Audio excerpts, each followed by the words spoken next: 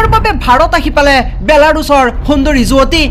আমাৰ চোখে বন্ধু তুমি ৰাতেৰ ধ্ৰুব তাৰা। মই সপোনতো ভবা নাছিলো তাই মোৰ বাবে নিজৰ দেশ এৰি ভাৰতত আহিব বুলি। ভাৰতৰ নিক নামৰ এগৰাকী যুৱকৰ প্ৰেমত পৰিল বেলাৰুছৰ ভিকা নামৰ এগৰাকী যুৱতী।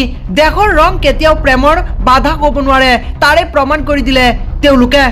অনলাইন লাৰ্ণিং এপত প্ৰথমে চিনাকি হৈছিল দুয়োৰে।